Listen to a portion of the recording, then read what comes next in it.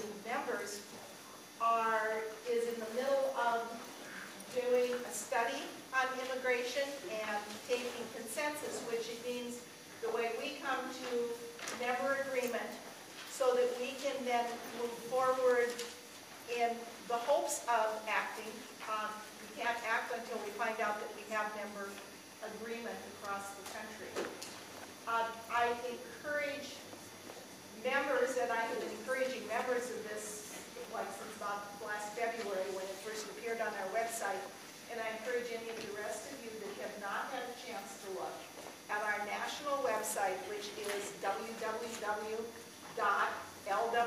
for League of Women Voters.org. There is a section there on immigration where there are 8 background papers that have been written by a national committee. That was our study committee that has done various subtopics of immigration. They have tried to provide us with as much background information as possible. You'll also find a couple of things that are called briefs, which are really like one-page summaries of the studies, the study papers, which are like 5 to 6 pages each in general. Also, historical perspective article that started, and with that, on the list of some other resources. So I do encourage, I have been encouraging our members to go onto the website and read those articles. I encourage any of the rest of you that have an interest in immigration. It's, I think, a good source of some basic factual information, and that's what it's intended to be. It's not meant to be taking a side one way or the other. We are hoping in our 2 general meetings that we also are not taking a side. We are presenting information so that people can use them, and our members have a series of 6 questions, and that's sort of loose. Some of the questions have like 10 to 12 parts to them. So a series of questions that we're answering League members across the nation to see if we can come up with a consensus. We can find some kind of member agreement of where we are on immigration so we can have a voice as Congress continues to deliberate the many issues involved in this. And with that, I am going to turn it over to who has been our local study chair for immigration here in Portland, Kathleen Hirsch. Thank you.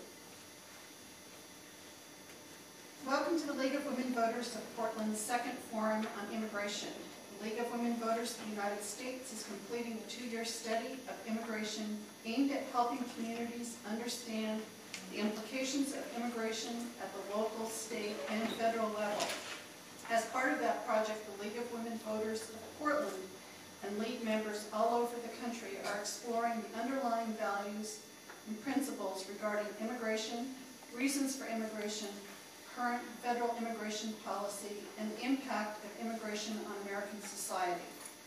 Members of the League are discussing what we have learned and are continuing to learn to see if the League can establish a grassroots consensus on this complex and divisive issue. The program tonight is being taped by Portland Community Media for rebroadcast on Channel 30.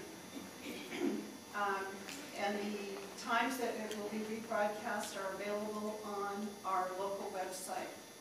We appreciate Portland Community Media's help in educating and furthering the discussion in our community of this important topic.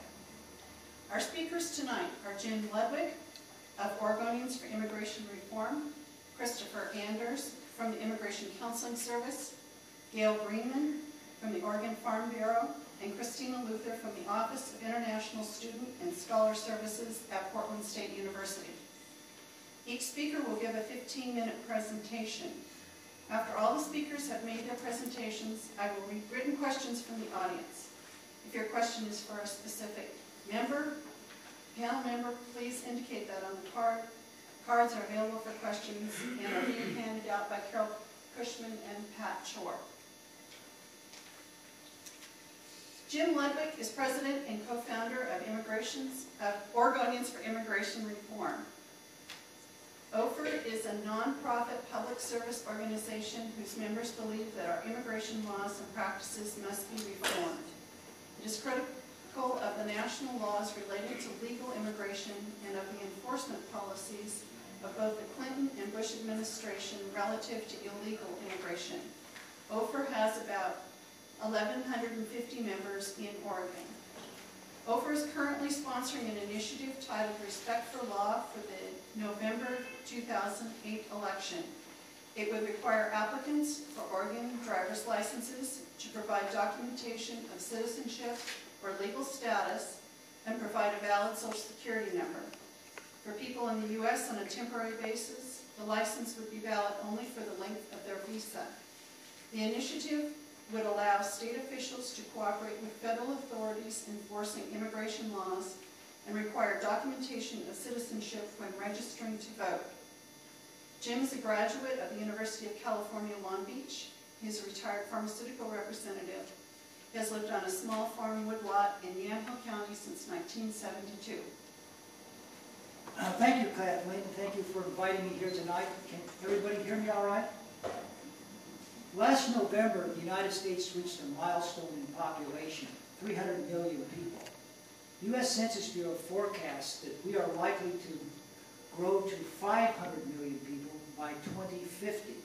Some demographers have even stated that the United States will likely join with China and India in the billion-person nation club by the end of the century unless we make changes in our immigration policy.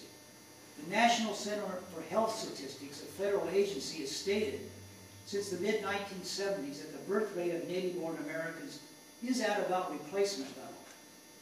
The result of that is that about 90% of our population growth this century will be due to immigration. 90% of the population growth that would take us to 500 million, and heaven forbid, 1 billion people by the end of the century will be due to immigration. Oregonians for Immigration Reform, like the vast majority of American citizens, believe these huge population increases fueled primarily by immigration will have terribly negative effects for us environmentally, socially, fiscally, and politically. And I personally believe if we don't make changes, it'll be a terrible legacy that I'll pass on to my children and grandchildren.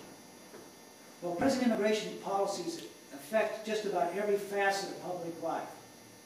In addition to the impact on the environment, 96% of the increase in public school enrollment across the United States is due to immigration. The impact on health care is well documented, and of course on crime and incarceration. But my charge tonight is to talk about the impact on the environment and to talk a little bit about what our organization would like to have happen to the 10 to 20 million illegal aliens who are currently in the United States.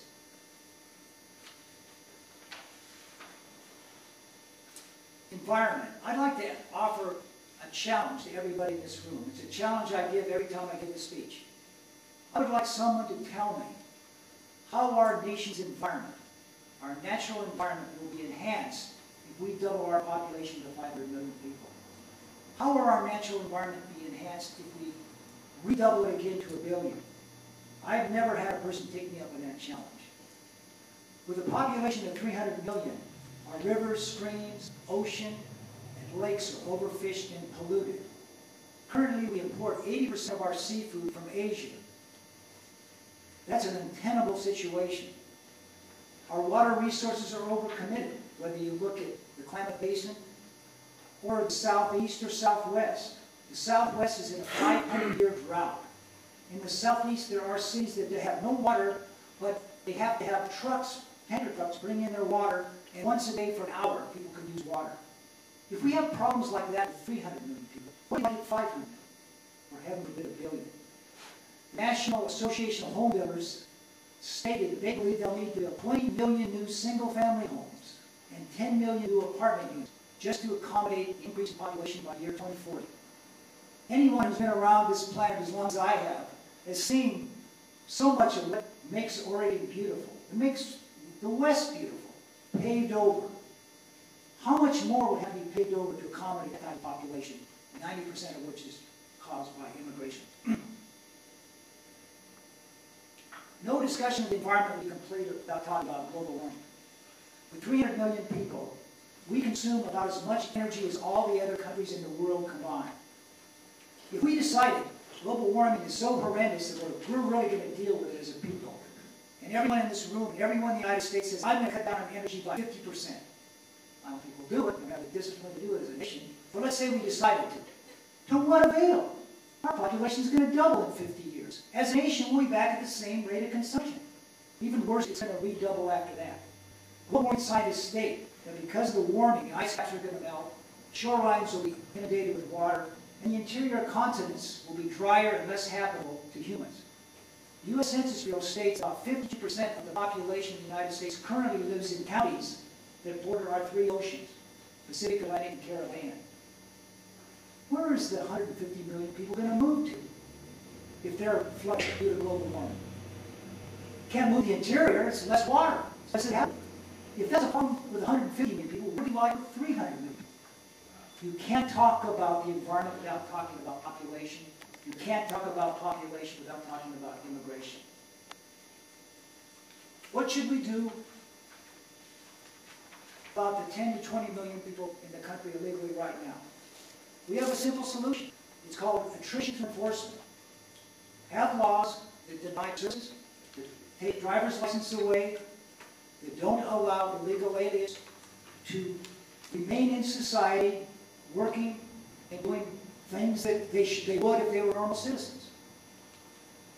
They will leave on their own accord to a large extent. And that's happening right now in 2 states, Arizona and in Oklahoma. Both those states either passed citizen initiatives, in the case of Arizona, or legislative laws in Oklahoma. One that require every employer to verify the Social Security number of every job applicant. If they don't have a valid Social Security number, they can't be hired. Second of all, anyone arrested for a felony, their immigration status is checked. In both states, unless you have legal proof that you live in the United States legally, no state service will be allowed to you unless it's mandated by federal law. They are already moving out of those 2 states. Catherine mentioned we filed an initiative. Our initiative is encompassing as those in Oklahoma or Arizona. Ours is a 3-part initiative. One, it would deal with driver's license. Second of all, voter registers. And third of all, I forgot what the third one was. Well, it allows state officials to cooperate with federal immigration laws. Currently, Oregon is the only state on the West Coast that openly acknowledges it issues driver's licenses to their aliens. It's one of only 7 states in the United States that doesn't check for legal status when giving a driver's license, and one of only 4 states that doesn't check either the Social Security number or legal presence. We continue to give 8-year driver's licenses to people here on 6-month visas. Most states don't even think of doing that. It's outrageous. The result of this is we become a magnet for ID theft, methamphetamine trade, and illegal immigration. Our initiative would end that practice. When somebody registers to vote for the first time in Oregon, they do not need to show that they are living in the country. Now, some states have went on and now they have fully practical citizenship. Our state, you don't have to prove it. You just have to check a box that says you're legally here. Our initiative requires proof of legal presence in order to register to vote for the first time. Currently, Oregon has a state statute, ORS 181.850, that's been very misinterpreted by local officials. They believe that local officials can't cooperate with federal immigration authorities. We beg to differ. But to clear up any cloudiness on the issue, our initiative would allow, and that's what it basically says, would allow local officials to cooperate with federal immigration authorities.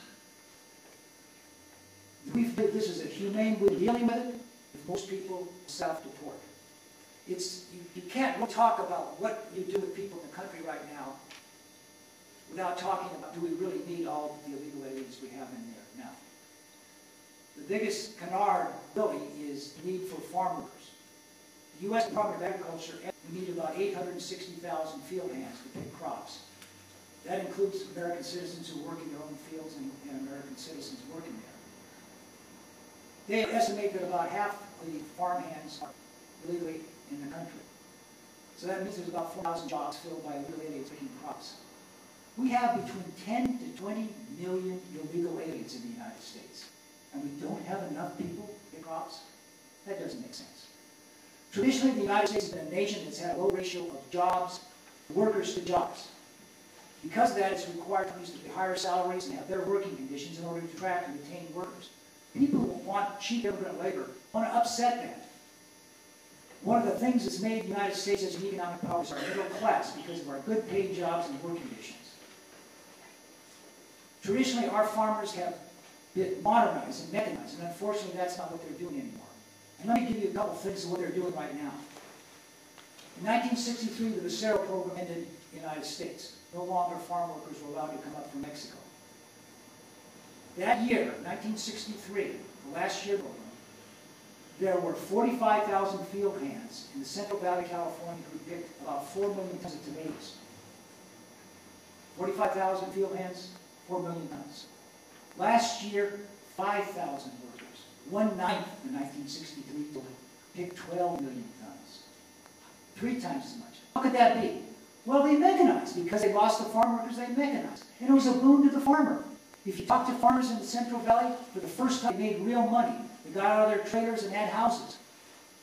It was also a boon for the consumer. The price of tomatoes didn't go up, despite the lack of farm workers. Actually, the price went down in some cases because there was far more acres under cultivation. And the field hand, if any of you have ever talked to somebody who's actually worked in the fields and picked tomatoes, it's a disgusting, terrible, back-breaking job. They now ride in air-conditioned combines. Everybody is. This year, the first pear picking machine was introduced in the United States. When the grower was asked, how come other company or other growers don't do that? He says, because we've had cheap labor. Pear picking machines, apple picking machines are common all over Europe, New Zealand, and Australia. New Zealand and Australia compete directly with China on fresh fruit, directly with them. They don't hire illegal aliens. Their fields are laid out to be harvested mechanically. That's what a modern society does. It doesn't rely on back-breaking jobs for cheap immigrant labor. This year, there was a 77% gross income increase in blueberry crop in Oregon. 10 years ago, 25% of the blueberry crop was picked by hand. This year, 90% was. That's what a modern society does. It mechanizes. Wine grape machines. There are 2 wine grape machines here in Oregon. The second one was introduced in my neck of the woods, Yamhill County, by Evergreen Vineyards. When they used the machine, it proved to be 102% effective as a field hand. In other words, it picked 2% more wine grapes in the row than a field hand did. But that wasn't the beauty of the machine. In 20 minutes, it picked 3.5 tons of wine grapes. It would have taken one man 34 hours to do that. The advantage to the grower was immense. He had a machine on hand that could pick. He didn't have to compete for workers. And the crop got off the field fast, so it didn't spoil like it does now. There are over 12,000 wine grape picking machines in Europe, New Zealand, and Australia. That's what a modern society does. It mechanizes. It doesn't rely on cheap immigrant labor, which reduces those of American citizens and breaks the back of the workers who are out in the fields. Let me conclude by saying, we need to change our immigration laws to policies that benefit us as a nation. We need to end illegal immigration as feasible as possible. We need to reduce legal immigration to our traditional levels of between 200,000 to 300,000 people per year.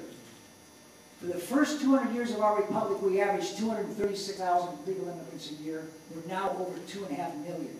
We need to return to environmentally sustainable levels of immigration. We need to do what's best for our country, our people, my children, my grandchildren, and your children and grandchildren.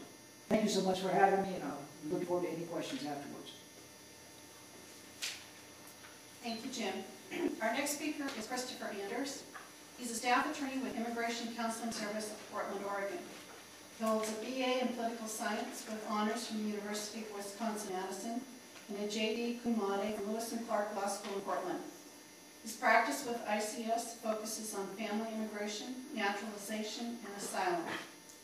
And the Immigration Counseling Service is an independent, nonprofit organization founded in 1978 to provide low-income immigrants with access to high-quality legal representation.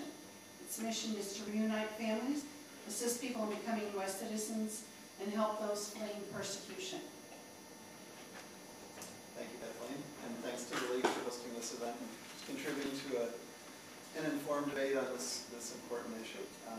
As Kathleen mentioned, I work for an immigration services agency. So we're lawyers. We help people get green cards, we help people become citizens, and we help people who are outside of the countries where they were born because they're fleeing persecution. So the immigration debate comes to my office every day, and I see it in very human terms because they're the people I talk to, and that's sort of my take on this whole issue. The three big ideas I want to leave you with tonight are that immigrants are people. So this is a human problem. We're dealing with human faces. At some level, we have to look at the statistics and the big picture, but we also have to remember that we need humane solutions to the issues. Mr. Furman, you need to get closer to the mic. How's that? Okay. The second idea is that all immigrants, undocumented, legal permanent resident, all immigrants have legal rights under our constitutional system of laws. The third big idea is that addressing the immigration debate requires a global perspective because the forces that drive immigration operate on a personal level of individuals making decisions, but it also operates on a global economic level. And the solutions that we come up with have to take both of those poles into account. Okay, so immigrants are people. I define an immigrant as someone who was born in another country, who was born in a country besides the United States. So I want to do a little audience participation, and those of you who are willing to share, raise your hand if your great-grandparents or your grandparents were born in a country besides the United States, or if they grew up speaking a language other than English. Okay, and what about if your parents were born in another country? And what about if you were yourself born in another country? So everybody who raised their hand in answer to any question, please raise your hand. So most of us come from, that's kind of a saw in the immigration debate. Most of us come from immigrants at some point in our family history. And I think it's important for that reason the term illegal gets tossed around in this debate a lot, and it's a term that I try to avoid because, we're all people and we all have rights. Whether we have the legal right to be in this country or not, we still do have rights. And I think illegal obscures the reality that people are here living their lives and they have very similar aspirations and needs to anybody else. Immigrants are an integral part of our community. They're in our schools, they're in our workplaces. Immigrants probably grew or picked or processed some of the food that you ate today. Probably helped build or repair the home you're living in. I lived in a 100-year-old home in Minnesota, and it was built by Norwegian immigrants, as far as I could tell. And the guys who put the roof on my house this summer were Mexican and Guatemalan immigrants. So, immigrant labor isn't a recent phenomenon. Immigrants probably cleaned the hotel you stayed in last time you stayed in the hotel, and your kids, if you have them, probably go to school with the kids of immigrants or kids who themselves are immigrants. So, I think a good way to ground your thinking about the immigration debate is to look around you every day and recognize that immigrants aren't somebody else out there. They're not some scary, illegal criminal. They're part of our communities. Family, so both legally and realistically, family is a crucial factor in the immigration system. The vast majority, the majority of people who immigrate to the United States legally do so on the basis of a family relationship with somebody who already has legal status. They're either a permanent resident or they're a citizen. About 2/3 of the people who come here legally come that way. one of the big failings of our current immigration system is that it operates to separate families. The waiting times for people to immigrate legally are very long, and so consequently, people end up being separated from their families. Let's see. The other thing I want to mention too, just in this vein, is that immigration status is not a static phenomenon. It's dynamic. A lot of people go in and out of immigration status through their time living here, and to some extent that's normal, to some extent that's the result of criminal problems, but it's not black and white. It's not legal, illegal. There are a lot of shades of gray along the way, and reasonable policies have to take that into account. I think that's particularly important to remember when you talk about subcontracting immigration enforcement to state and local law enforcement or government agencies. When somebody at the DMV is expected to make a good decision about whether somebody's here in the country legally, that's a big job. And I'm not saying it's an impossible job, but I think it's something we need to be very careful of handing out unless those people really have the training and expertise to do it, because it can lead to huge problems. Okay, so immigrants have legal rights. I help a lot of people with citizenship. One of the things that people have to do to become a citizen is pass a test answering questions about the history of the form of government of the United States. The question that a lot of folks get wrong is, whose rights are guaranteed by the Constitution and Bill of Rights? And the answer is all persons in the United States. Most of my clients say, citizens, because they think only citizens have rights here, and that's not true. Citizens have the most rights, but permanent residents have a fairly good bouquet of legal rights. Even undocumented people who have no legal rights to be in the United States have basic constitutional rights. They're entitled to due process in judicial proceedings. So if they're in court on a DUI, they have the right to a public defender. They have the right to not have their house searched unreasonably.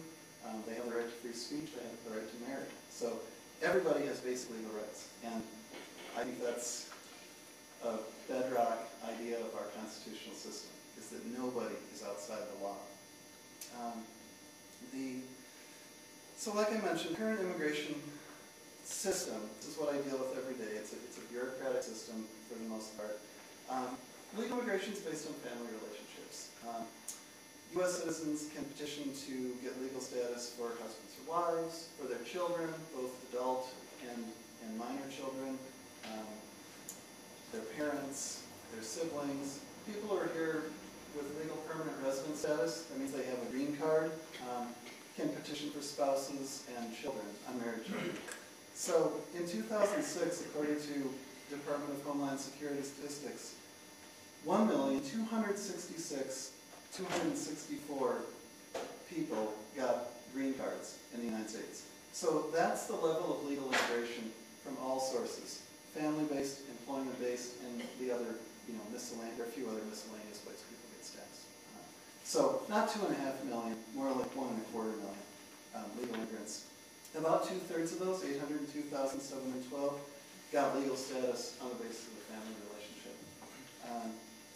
Slightly fewer than half of people getting cards were new arrivals. So they entered the country with the green card. They weren't here, they came in from outside the country. The other half, slightly more than 50%, were already here and qualified under the immigration laws to get the green card without leaving the country.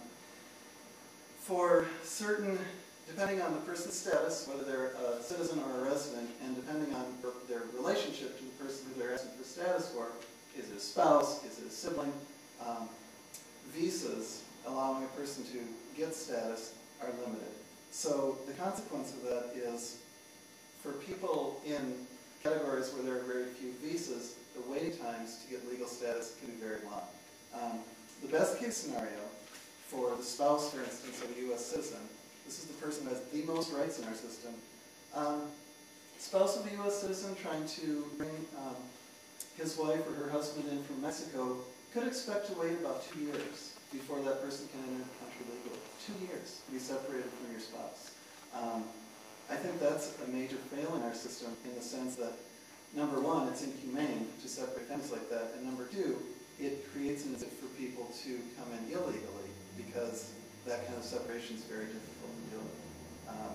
If you're a permanent resident and you're trying to bring your spouse here from Mexico, you're looking at more like 6 or 7 years of wait before the person can get legal status.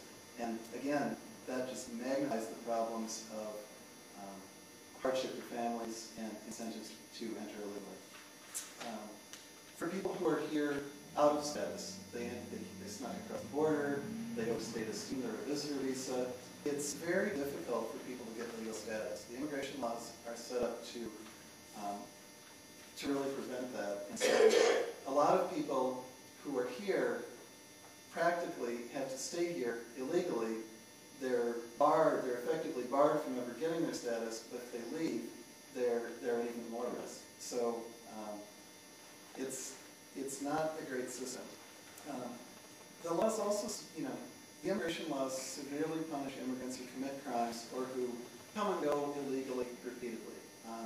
The consequences of even fairly minor criminal convictions on immigration are pretty severe. A permanent resident who had a shoplifting conviction 10 years ago, 2 shoplifting convictions make that, could be deported for that.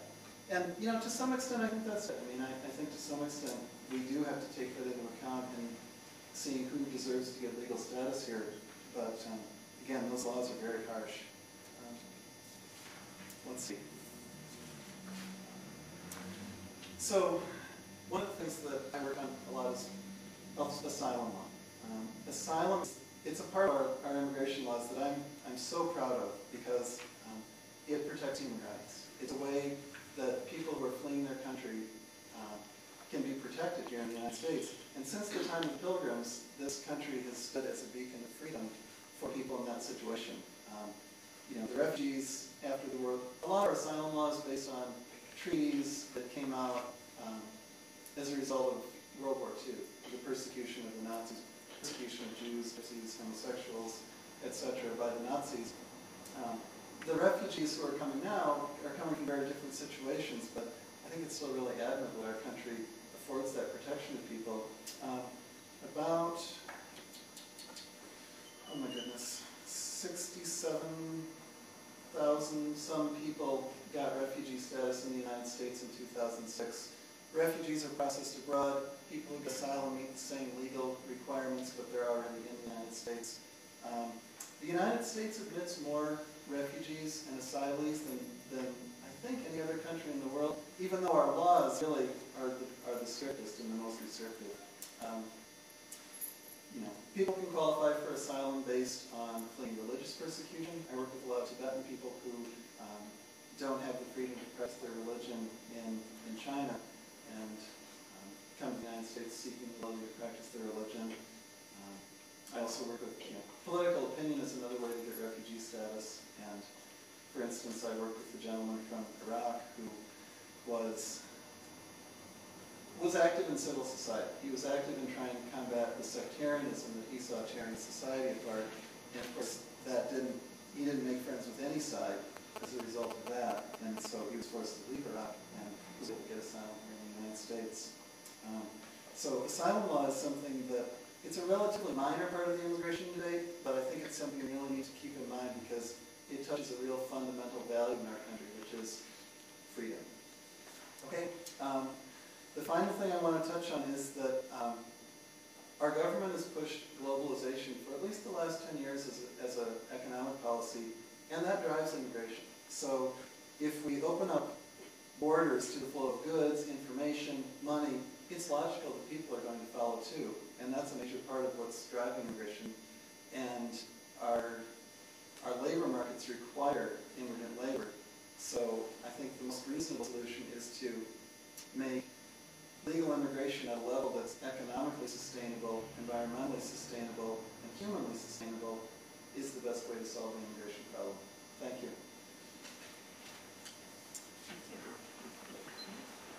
Gail Greenman serves as Oregon Farm Bureau's National Affairs and Grassroots Specialist. The Oregon Farm Bureau is a voluntary grassroots, nonprofit organization representing the interests of the state's farmers and ranchers in the public and policy-making arenas.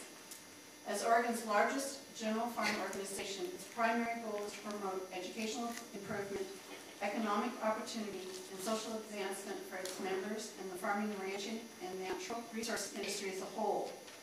The voice of Oregon Agricultural, Oregon Farm Bureau works to find solutions that will benefit all of the state's agricultural producers.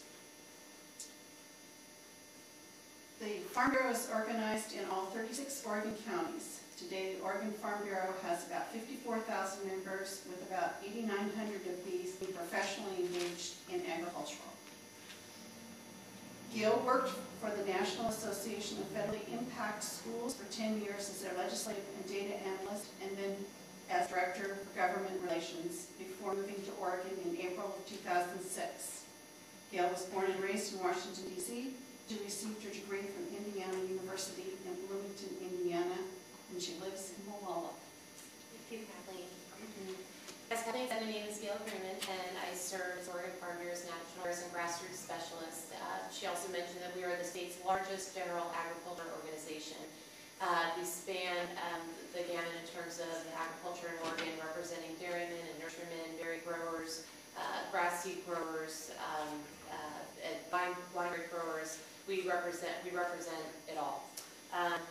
I handle specifically federal affairs issues for the Oregon Farm Bureau, and that means I handle immigration issues spanning from immigration to trade, tax, to energy, and beyond. Immigration and labor issues are critical to many Oregon producers. For some Oregon growers, no labor force means there is no farming operation. And I want to begin by offering you a brief snapshot of the agricultural industry in Oregon. We're a specialty crop state, and there are more than 220 recognized commodities grown in the state. Oregon's farmers and ranchers produce $4.8 billion annually in products and services. Ancillary activities related to agriculture generate an additional $8.6 billion, making the economic impact more than $13 billion. The industry comprises approximately 9% of gross state product, 8% jobs, and 7% of value-added manufacturing. Oregon's farmers and ranchers spend nearly $3.4 billion per year to run their businesses and are vital to the survival of Oregon's rural and urban communities. And most importantly, agriculture employs nearly 160,000 production, processing, transportation, input industries, and marketing. These 167,000 workers make it possible for Oregon to lead the way in the production of nursery crops, caneberries, hazelnuts, cherries, Christmas trees, pears, and strawberries, just to name a few. Without a labor force tending to and harvesting of these crops and many others is nearly impossible. As our labor force dwindles, these precious fruits and vegetables are literally rotting away. It goes without saying that food doesn't come Safeway, but often that fact is easily forgotten. Food comes from the hard and skilled work of men and women throughout our state and country. The United States boasts the most dependable, abundant, and safe food supply in the entire world. Perhaps that is why when you and I run errands and go buy groceries, we take for granted that what we are buying is affordable and safe, and perhaps that it will always be there. Oregon is world-renowned for its agricultural products. Our fresh fruits and vegetables are found in gourmet sections in foreign markets. The $23 million hops industry puts our microbrew beer in the national spotlight. The state ranks number 5 in the production of wine grapes, making our Pinot Noir wine sought worldwide. And it is all possible because of our dedicated workforce. It seems among some there is a misperception that those who support comprehensive immigration reform support illegal immigration, and nothing could be further from the truth. The goal of Farm Bureau is to provide a workable and viable guest worker program to allow for the recruitment of temporary agricultural workers from abroad and an opportunity for some current agricultural workers to apply for permanent U.S. residency. America's farmers are caught in a catch-22 when verifying the status of their workforce. It is illegal knowingly to hire someone who is not authorized to work, but the employer is limited in what he or she may ask to determine who is authorized.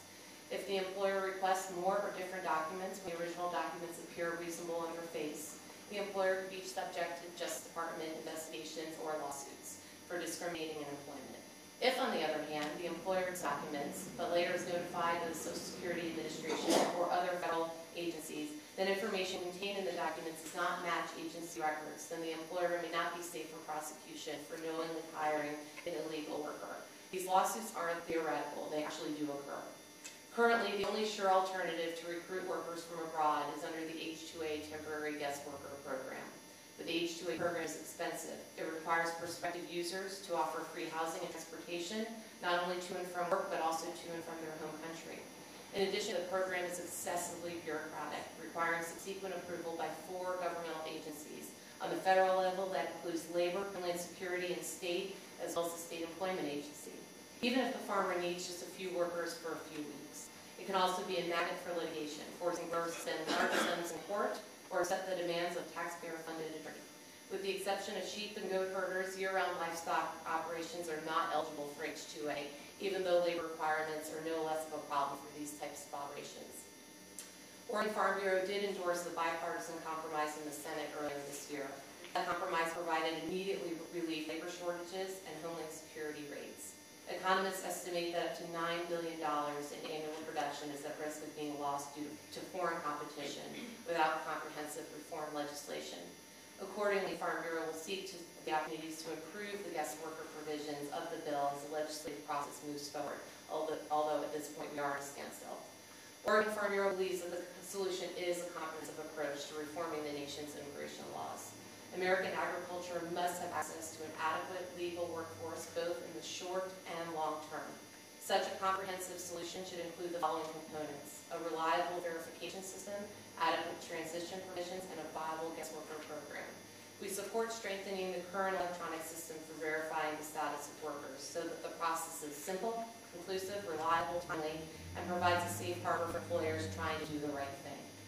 As part of a broader package, we would also support tamper-resistant, machine-readable documents that include biometric identifiers if the technology is proven in the agricultural sector. Farm Bureau supports a wide range of approaches that provide some farm workers with the opportunities to apply for legal status. It could take years to expand a worker program with less than 4% of the hires to a size that can accommodate the majority of agriculture's labor needs. Growers must be able to maintain a workforce during this transition. Farm Bureau supports reforming the H-2A program so that it more closely follows the H-1B and H-2B programs and accommodates the needs of modern agriculture, including year-round livestock operations whose labor needs have changed since the inception of the program, and eliminates unnecessary bureaucracy and red tape so it is more responsive and timely to growers' needs, but does not make the program more litigation magnet than it is now. Just to address some other issues regarding cheap labor or our labor force in general, Oregon has the second highest minimum wage in the entire country. Our workforce are very important to our growers, our operators. They're the backbone of, literally the backbone of the operation. Machinery, it has become a part of Oregon agriculture, but nothing replaces when it comes to our fresh fruit and vegetable market hand picking. Machinery often destroys fruits and vegetables that go to the fresh market, and they're more suitable, and we do participate in the frozen market as well. And there also is a human element, as has been mentioned earlier. Many of my growers would tell you stories of their workers who have been with them for 20, 25, 30 years, or more in some cases. These workers are not, it's not an employee-worker relationship in many cases. These workers are an immediate extension of the family unit. They've watched their children be born, grow up, get married, have kids of their own, and they truly are a part of the family. I recently took some members back to Washington, D.C. I was fortunate enough to lead an Oregon Farm Bureau delegation trip back there, and in the course of trying to explain the situation to our 7 members of Congress, 5 representatives and 2 senators, literally broke down trying to explain obviously explain the financial and logistical impact that it has on operations, but literally broke down talking about the human element.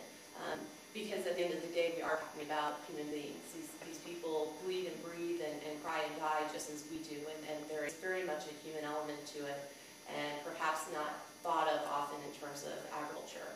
And finally, I've talked a lot about fresh fruits and vegetables, in which we are abundant. I can personally testify. Kathleen mentioned that I am a born and raised Washingtonian and a rather new Oregonian, having followed my husband out here. And walking into a grocery store for 31 years in Washington, D.C. and the surrounding suburbs, and not to say we were lacking food supply, but I never truly appreciated what fresh fruits and vegetables were. There truly is a difference in terms of the quality of the product that you can get on the East Coast without walking into a Whole Foods or an upper-end grocery store than walking into an Albertsons Safeway here. The quality of the product is tremendously different. And I have an appreciation for it. I'm sure most people in this room have an appreciation for it, especially if you've lived in other places such as I. But I also want to address some of the other things that are provided in Oregon with the things that we grow. I brought here, and I'm sure everyone's heard of some Tillamook cheese, and although not in its original package, some Tillamook butter. Cows need to be milked every day. And like I said, under the H2A program, dairymen do not qualify for the H2A program. They're year-round livestock operations that they're not able to participate. They're not eligible by what's written in code. Here I have some great hazelnut apple butter made with hazelnuts and apples grown here in Oregon. I also have some honey mustard from Oregon, mustard seed that was raised right here in Oregon, and some canned blueberries in light syrup. These blueberries were picked here in Oregon. And for the good stuff, just to give you an idea, Oregon hops, microbrew beer, and some of our great Pinot Noir wine. I just want to wrap it up by certainly thanking you for this opportunity. It's a tremendous opportunity for me and for Farm Bureau, and thank you so much. Thank you.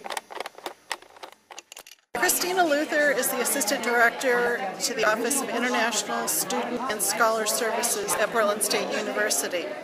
She became interested in the field of international education when she studied abroad in 1989-90 in Tübingen, Germany, and had the good fortune of being in Berlin as the Berlin Wall toppled and history was made. She's been working in the field of international education since 1991 when she worked as a graduate assistant in the Office of International Student and Faculty Services at Portland State University, assisting in particular with international student advising. After completing a master's degree to teach English to speakers of other languages, Ms. Luther returned to Germany in 1993, where she taught English for 3 years. Since returning to Portland, Ms. Luther has worked with international students, advising them with respect to their immigration status at Southern Oregon University and at Portland State University.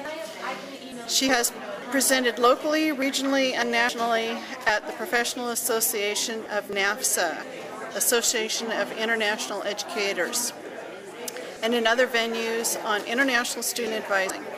She is regionally recognized trainer of advisors, was awarded a NAFSA of the Year Award for Region 1 in 2006 for her work at NAFSA Academy for International Educators.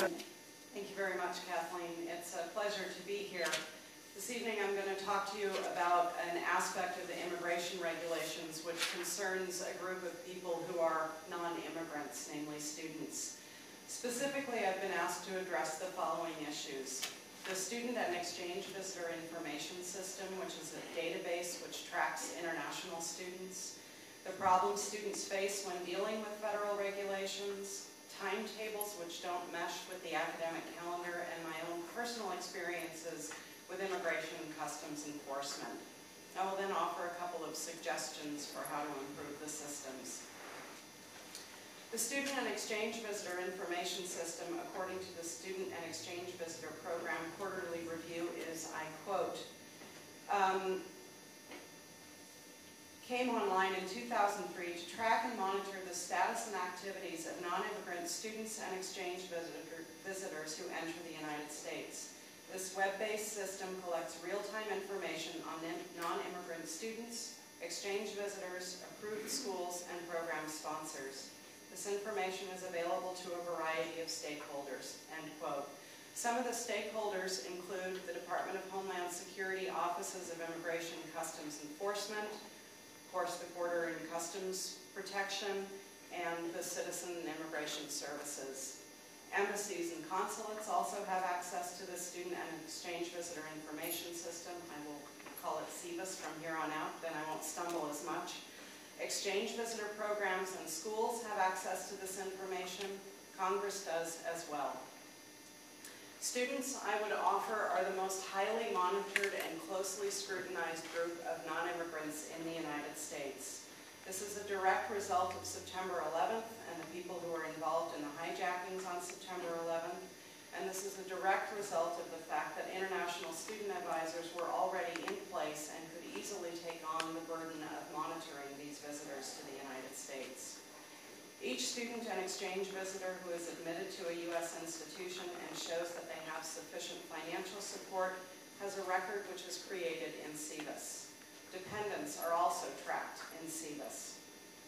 According to the October 1st, 2007 quarterly review of the SEVIS program, SEVIS now contains more than 1 million active records for students, exchange visitors, and their dependents.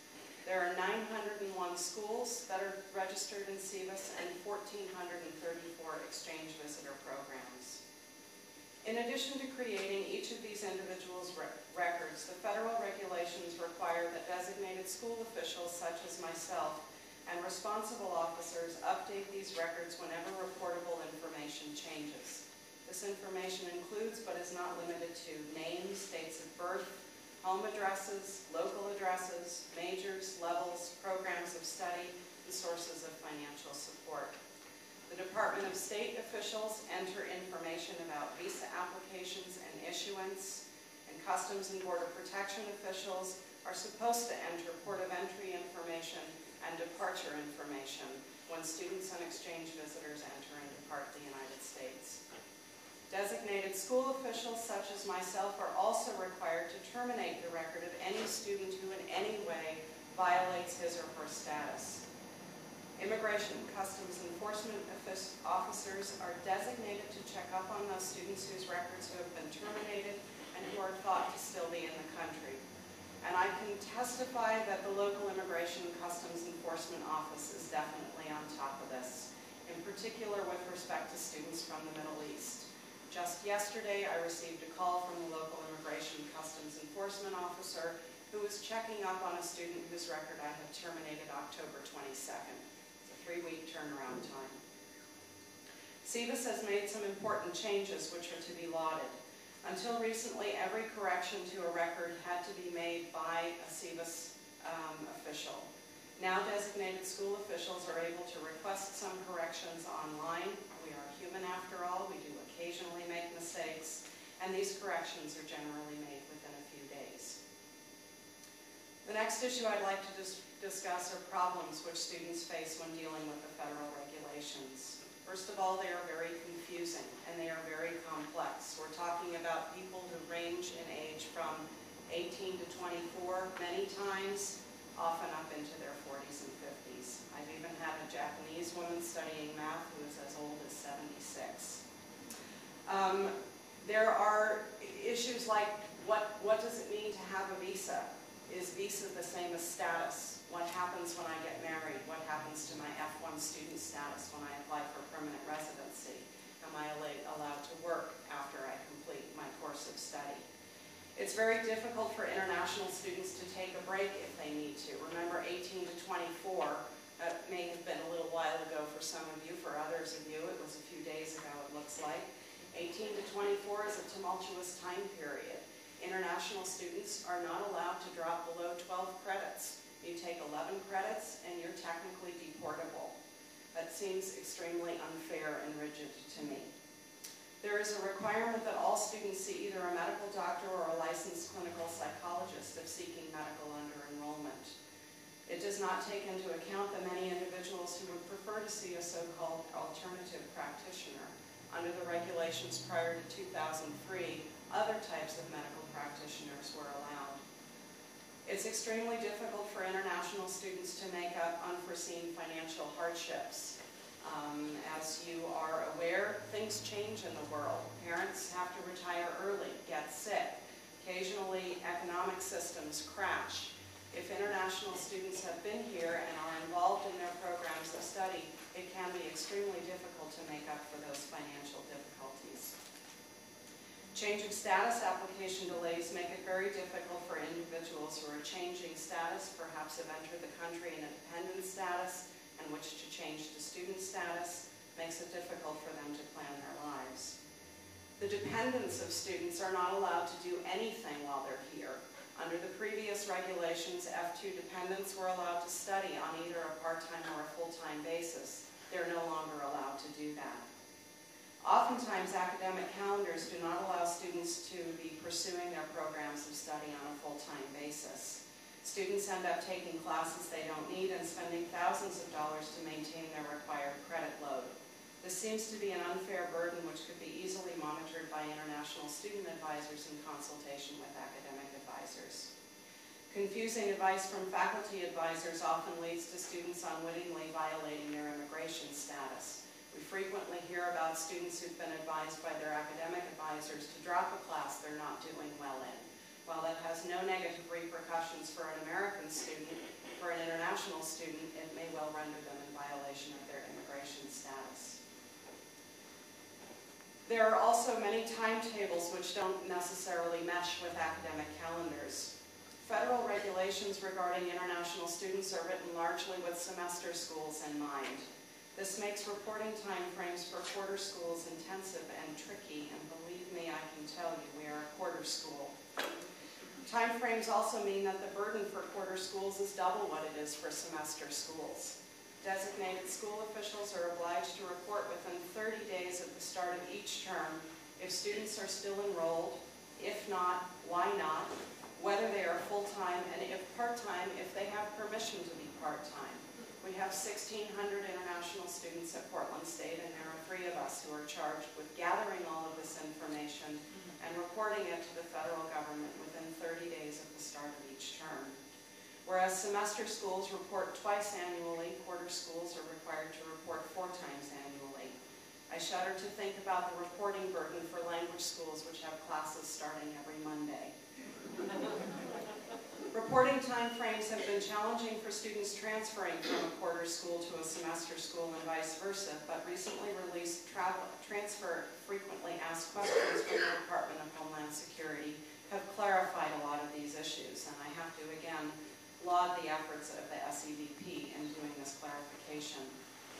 Change of status timeframes also follow regulations in what appear to me to be illogical ways. For example, a student applying for a change of status to F1, their application cannot be approved more than 30 days before their program starts. This is directly tied to regulations governing when an international student can enter the United States, but it seems very illogical if the individual is already here to not allow their status change to go through favorably.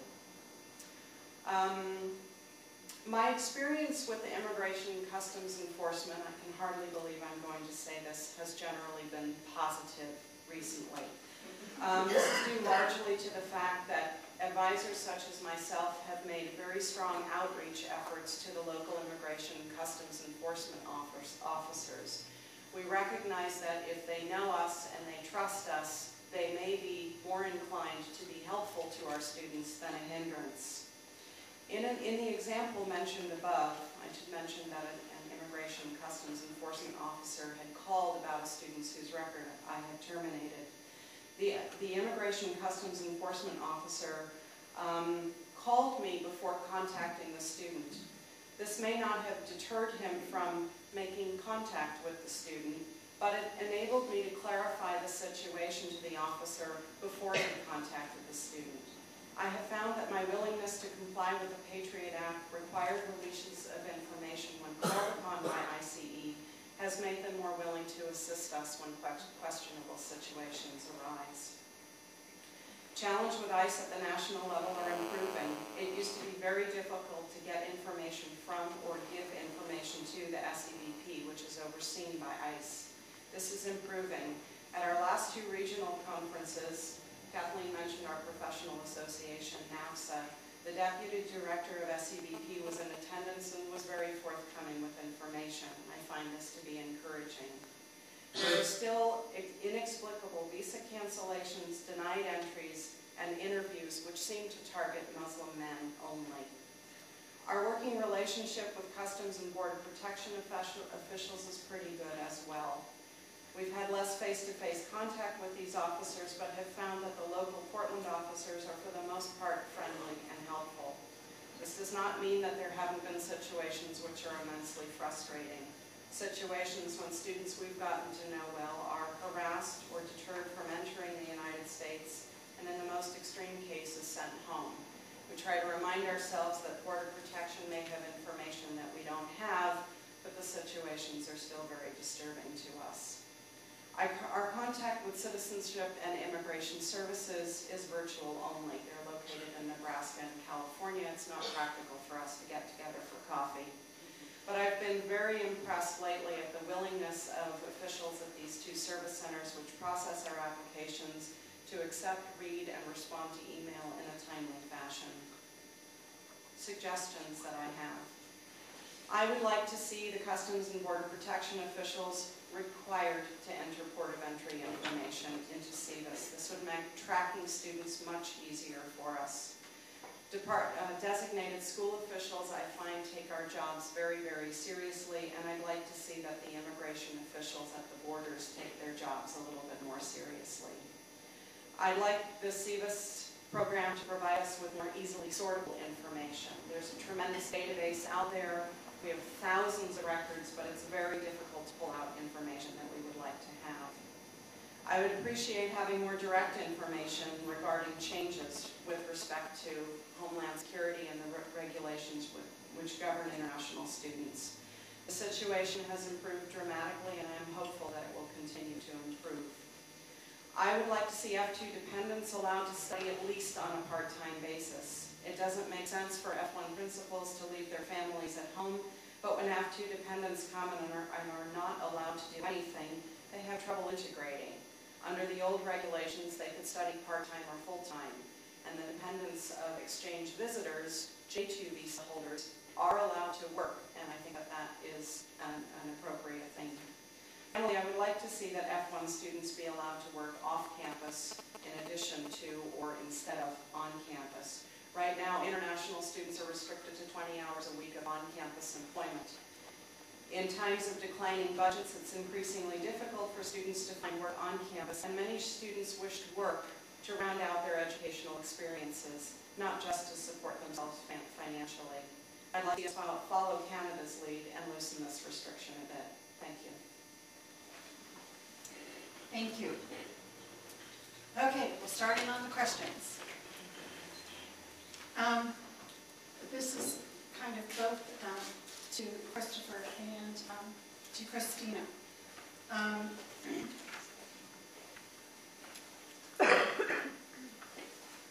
Actually, mostly for Christopher.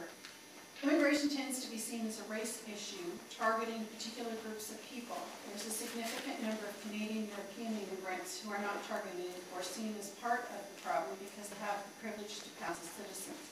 How can we help the immigration debate not become an issue of discrimination, racial profiling? And I think I'd like to sort of roll that in with, you mentioned that the long waiting list for visas from Mexico. I understand the Philippines are in that same category because we have what, a 7% limit on the number of people that can enter legally from any given country. So both the kind of racial issue there and what do you think we could do about that? That's a wonderful question.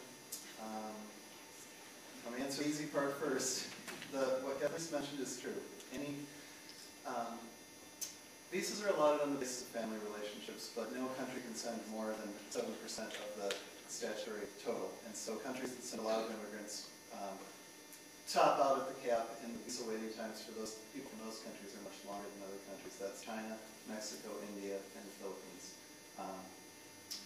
Depending on the category, depending on the country, it can be significantly longer or longer. It's not a race issue. I mean, maybe it's not the best way to set up the system. I mean, if Mexico is our closest neighbor, one of our biggest trading partners, maybe it makes sense to have their quota be higher. The flip side is, historically, immigration was very racially based up until 1952 reform, when the family-based system was introduced.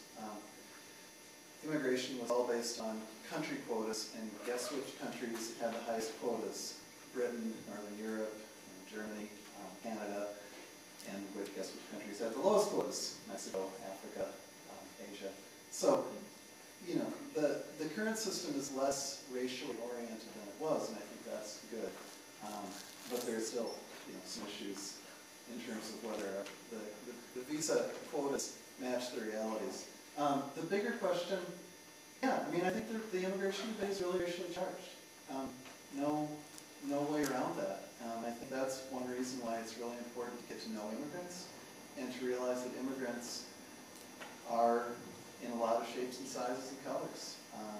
I think when somebody says illegal immigrant, the image that they want to come into most people's minds is not a white person, not somebody who looks like me.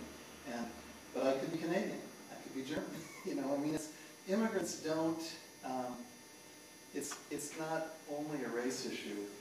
I think that's why it's really important to avoid loaded terms like illegal. I think that's why it's really important to stay away from the equation of immigrants with criminality. Studies of prison populations in Arizona, New York, and other areas show that immigrants commit crimes at about the same frequency and with about the same severity as the native-born population. So immigrants are more prone to criminality. Immigrants don't commit worse crimes. They're they're like everybody. They get married, they get divorced. They get jobs, they lose jobs. They commit crimes. But not more or different than native-born people. I think the issue of having local law enforcement deal with immigration issues becomes tremendously important in this context because the risk of racial profiling is really high. I hear a lot of driving while brown stories of people who are routinely pulled over because they're uncolored. And if there's that added pressure of enforcing immigration laws, I think that's going to become more acute. Just because somebody doesn't speak English as their native language doesn't mean they aren't a citizen. There are plenty of Latino people who were born in California or Texas or even Oregon who, their grandparents were born here too. They're just as much citizens as any other citizen, but the temptation is to target them because they're not white, they don't speak English. So, there are big risks there, and I think keeping the debate at a civil level and remembering the human element that's the only way I can think of to stay out of it. I can't really give you a good policy answer. Christina, this is going to be kind of a leap for you, but I hope you take for this. The reason we were interested in the student program was because it is one of the programs where there is close monitoring of people who are here with temporary visas. And as I understand the statistics, they think that 25% of the people that are here in an unauthorized status are visa overstayers.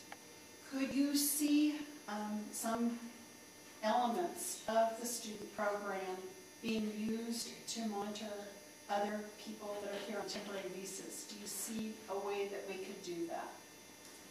I mentioned that there have been a lot of improvements in the student exchange visitor information system, but I don't see it as being a particularly realistic way to track any other group of temporary visitors to the United States because people like me aren't already in place.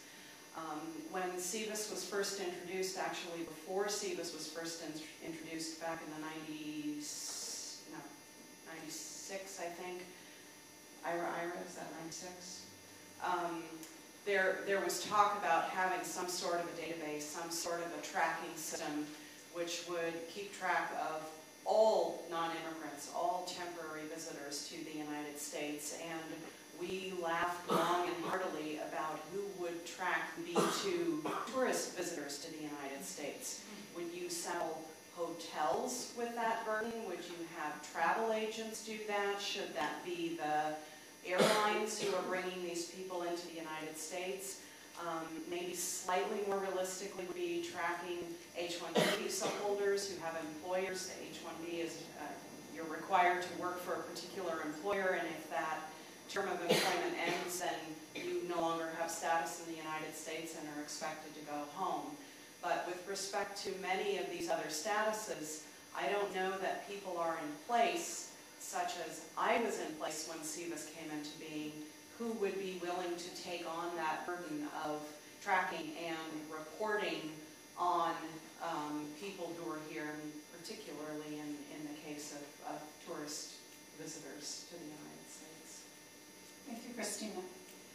Jim, do you agree with Mr. Anders' assertion that we need to look at immigration as a global economic issue? Would you support the repeal of NAFTA and/or massive investment in poor countries in this hemisphere, similar to the EU's attempts to lift up the economy of Spain?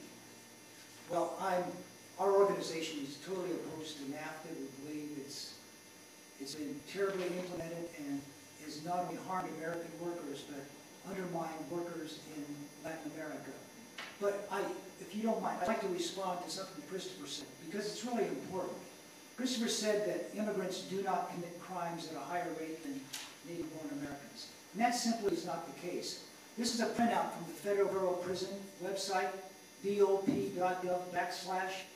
I urge you to go on there and look up the demographic data of our federal prison system. This is the best indication of the criminality of immigration, because this is not the rate of arrest. This is the rate of people who are incarcerated and then proven guilty. Fully 29% of the inmates in the federal prison system are non-citizens. 29%. If you accept that 12% of the population is non-citizens, that's almost 3 times the rate. If you look at the website of the Oregon Department of Penitentiary, just the Oregon State Penitentiary itself, currently there are about 13,000 inmates in there. Over 1,100 are inmates with ICE holds. ICE holds are holds placed on inmates who, once they serve their time, are going to be turned over to the Immigration and Customs Authority to be deported. There are approximately twice the rate of inmates in the Oregon State Penitentiary with ICE holds in a whole. So it's completely untrue that people in the country illegally, or people in the country as, whether they even here legally as non-citizens, do not commit crimes in the foreign. Christopher, what are the impacts of immigration rates and detentions on immigrants, immigrant families, workers, both immigrant and non-immigrant, and our communities as a whole? Is that something that you come in contact with? Yeah, that's something I come in contact with a lot. Just to follow up briefly on Christina's point, the government's trying the visitor tracking system that you mentioned. It's called the U.S. Visit System. I don't know what the acronym stands for. So far, plagued with technical and practical difficulties, so not at all something that's out there, but it's on the books and they're working on it. Regarding raids, yeah, our agency was pretty heavily involved in the community response to the Del Monte raid that happened in June, and the impact was extremely harsh. There was a tremendous amount of fear among all of our clients and their families and friends and the community. People who have every right to be here stayed home from work, kept their kids out of school. There were tremendous rumors going around about how immigration was on the max, immigration was at the schools. A lot of those rumors turned out to not be true. But, psychologically, the impact was pretty devastating. 173 people were arrested in the Del Monte raid, and honestly, the Immigration and Customs Enforcement folks out doing their job might arrest that many people in 10 days' time. So, it's sort of like shock and awe versus a low-intensity conflict. People are getting arrested by immigration and put into deportation proceedings all the time. The psychological impact of a raid is much more intense. And the strategy that ICE has been following, doing these high-profile raids throughout the country, is, I think, has a really harmful effect on immigrant communities in the sense of creating a lot of fear and insecurity. For Jim, I read that your organization's website that you want to see a change to birthright citizenship. Do you want to Certainly. address that? The 14th Amendment to the Constitution was put in place following the Civil War to allow slaves who were born in the United States to become citizens, and I think that was a wonderful thing to do, because if you know anything about history, slaves in the South were either given a quarter status as a citizen or no status. The 14th Amendment was put in there that anybody born in the United States under the jurisdiction of the United States is a citizen. Unfortunately, that meaning has been clouded to the point now where somebody who comes in the country illegally and has a child, some people believe that that makes them a citizen. And so far, it's been ruled that, but the final court case has not been held on it. The fact of the matter is this. If you read the 14th Amendment, it says someone born in the United States under the jurisdiction of the United States. If someone's in the country illegally, they are not under the jurisdiction of the United States, they're under the jurisdiction of another country. If you happen to go to France or Ireland, and for whatever reason you had a child there, they are not citizens of France or Ireland. They're citizens of the United States. And I believe that in the final analysis, the 14th Amendment is going to be interpreted in the proper fashion. Did you want to address that, Christopher? I would love to. I would love to. Jim is bringing up the one side of a pretty heated debate among legal scholars about birthright citizenship. And number one, legally, a person in the United States is subject to the jurisdiction of its laws. If a person who's here on a visitor visa, who's here completely illegally, who's here as a permanent resident, if they commit a DUI, they get arrested, just like anybody else. So in that sense, yeah, they're bound to obey our laws, and they're subject to penalties for not obeying laws. So the idea that a person here out of status is not subject to our jurisdiction is legally not true and practically not what's happening. I think the more important issue with birthright citizenship is not the legal argument. I think it's a social argument, because birthright citizenship leads to integration. If you look at immigrant families over generations, the first generations of immigrants who come here, assimilate to varying degrees, to the extent to which they learn English, own homes, get higher education, things like that. But what you see is that their children assimilate very quickly. And a lot of that's because their children are going to public schools, which is a constitutional right. In 1982, the Supreme Court decided that undocumented school kids in Texas had a constitutional right to public education. If we eliminate birthright citizenship, then what we have is an ever-growing underclass of people who are essentially either stateless or in a very ambiguous status in terms of their citizenship. They're permanently shut out of legal rights here in the United States. So they're born here, they live their lives here, but they can never get ahead. They can never do the things that normal people do in terms of getting jobs, getting education, travel. There are countries, actually, the United States is relatively, not unique, but not every country follows birthright citizenship. Most, Jim's observation is correct about that. If a child is born in, I don't know, anyhow, I don't know what countries do it. In Germany. In Germany, really? They're not automatically citizens. So the Turkish guest workers in Germany, who are kind of, the analog to Mexican immigrant laborers here, their kids aren't citizens of Germany. And so it's a permanent underclass. It's people who are permanently, for life, shut out, having a stake in our system. And, the legal arguments aside, I don't think that's the kind of society we want to set up. So that's my take on it. Okay. Whenever Congress discusses immigration, the idea that people that are here illegally should have a way to become legal. Someone says no amnesty and discussion is not possible. How can we get beyond this to solve the problem and establish a workable policy? Jim, you started with the self-deportation. Do you want to? Well, Congress has tried to debate the issue as you followed it. This year there's been 3 attempts to basically grant amnesty under different programs. The first was a comprehensive immigration package that was a wonderful victory for the common person. The phone system in the Senate building in Washington, D.C. collapsed because millions of American citizens called their senator and said, no. No to amnesty. don't reward people who break our laws. And so that failed. There was an attempt to pass the DREAM Act, which would give an in-state tuition to illegal aliens. At the same time, an American citizen from another state would not get in-state tuition. You have American servicemen who went to school in Oregon, went to the overseas and established their base in other states. They've come back. They would have to pay out-of-state tuition. But under the DREAM Act, somebody born illegally in another country who doesn't even really legally reside here to get in-state tuition. And this is about $14,000 per year. A classic example, we had, if Oregon were to pass the DREAM Act, we had a person lined up to sue.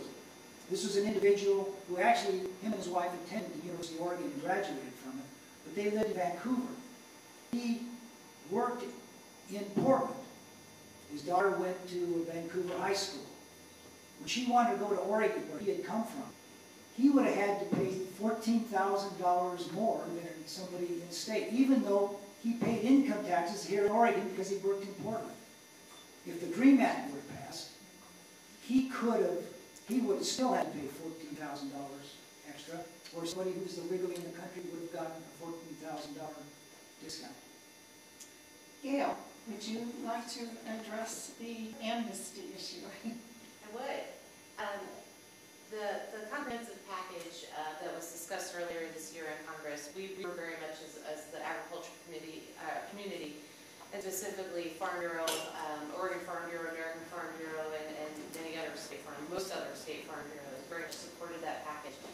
And I think the root of the question in any legislation that we seem to have talked about this year really is, what is your definition of amnesty? I mean, amnesty is kind of like a blanket statement that is used very loosely, and amnesty can mean citizenship, but it can also mean legal status. Just because you grant somebody legal status does not mean you're granting somebody citizenship.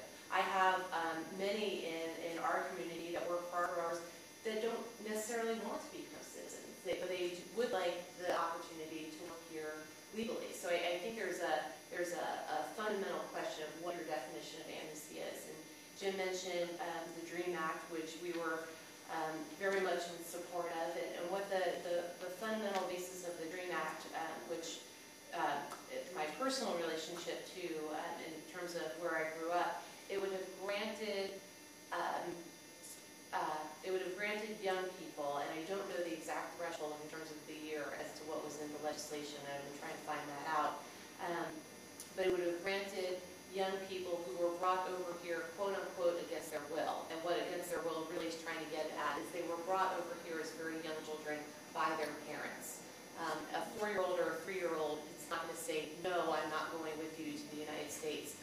I grew up with a lot of those types of children right outside Washington, D.C. and Silver Spring, Maryland. We had a wonderful culture. In fact, the little area of Silver Spring, which was still near my parents, they are still there. Wheaton, Maryland is the #1 ethnic restaurant capital in the country.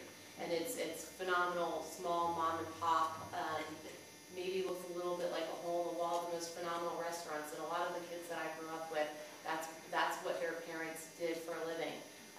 And they own and operate, the children who are now my age, own and operate those restaurants now.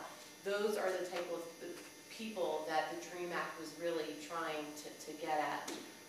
The third opportunity, which never actually became an opportunity, Senator Feinstein this week was, and had intended to introduce what was called the Jobs Bill, which mainly dealt with the H-2A program for agricultural workers that I spoke of earlier.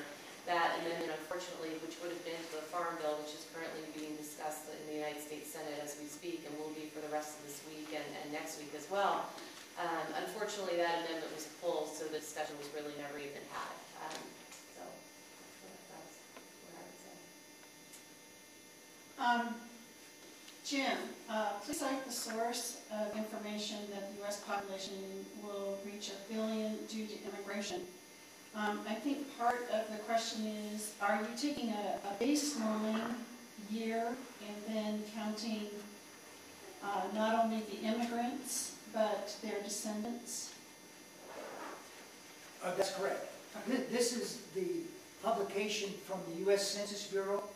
As you probably are aware, every 10 years the census is conducted, and when they count people, the U.S. Census counts everybody, not just citizens.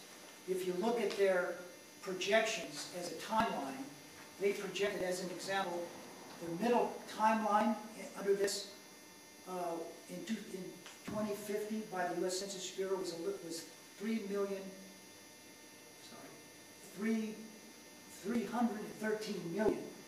We're already at 3 million, or 300 million. Their upper projection, which is the rate that we're on, is 552 million by 2050. And by 2100, it says 1,182,000,000 people. This is the U.S. Census Bureau. This is not my figures. So, and you're right, it is obviously immigrants themselves and their descendants. I don't think environmentally we can sustain the quality of life here in the United States, either our natural environment or social environment, with 500 million people or 1 billion people. I think that's a terrible legacy to leave our children. And so selfish of us to think that we should have cheap labor so we can have cheap goods, just so, without any regard to future generations, the natural environment, or the livability of our nation. What are the components necessary for a workable guest worker program? I think, Gail, you did list some of the ones that the Farm Bureau is looking for. Is it better than increasing the number to allow the number of immigrants allowed through regular immigration?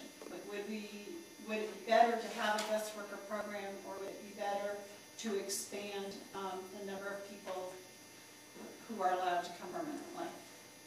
My focus has really been on guest worker programs, so I'm not an expert on general immigration laws, as probably my colleague over here is, but certainly we would like an increase in the number of visas eligible under these guest worker provisions. I think H-1B was mentioned, which is certainly a very important component of the law. Agriculture is mainly concerned with H-2A workers. It specifically brings in workers to work in the agricultural industry. So expansion of the number of visas is certainly a huge component of that, because there just aren't enough allowed under law right now to even accommodate what Oregon needs, never mind the rest of the country. Other parts of that would be probably everyone has heard about the electronic verification system, which is improving every day. In fact, there was an interesting, as I was coming up from Malala this evening, there was an interesting bit on NPR regarding BED. One of the things that it can't do right now is protect identity theft, and so that is very important. We'd like to see that addressed. And other parts of the H-2A program, which are very important. H-2A is, again, specifically designed for temporary and seasonal work, and there are legal definitions as to what temporary and seasonal means in the agricultural industry. And we need that expanded again to year-round livestock operations, or year-round livestock operations and other year-round operations. The nursery industry here in Oregon, we're the third largest nursery producing state in the entire country. It's our number one commodity at not over $930 million.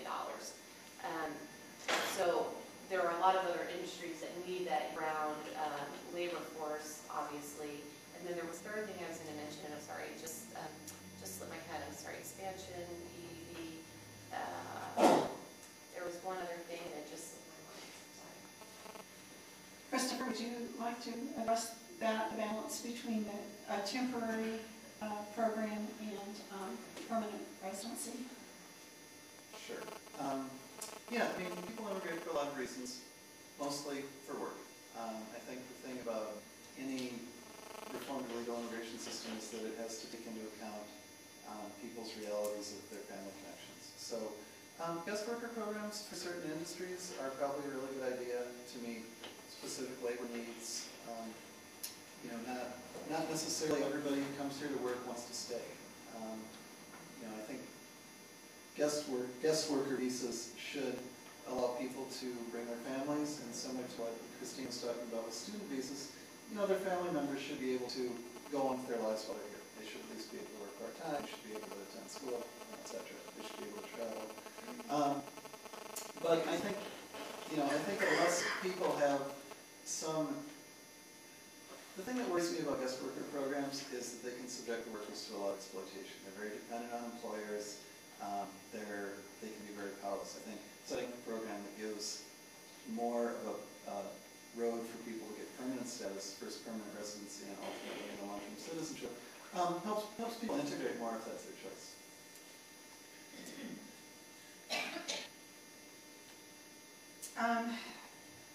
For Jim, why do you think adding a stronger ID requirement to voter registration will help reduce illegal immigration? Most illegal immigrants want to hide and not call attention to themselves. Why would they be registering to vote? You want me to answer that? You've got a stop sign. Oh, I do. Go ahead.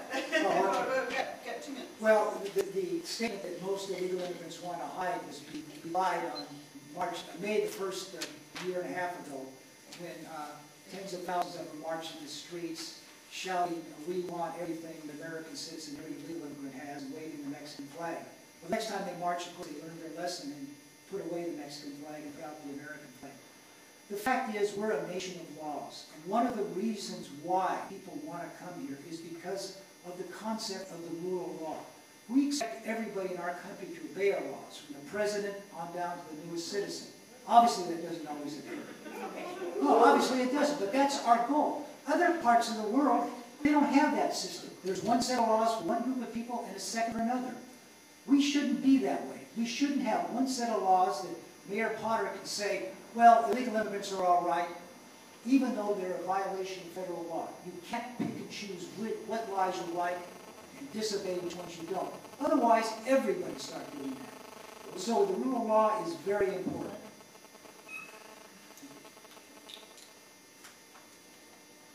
Any other comments? Okay, thank you very much for attending our meeting on immigration policy.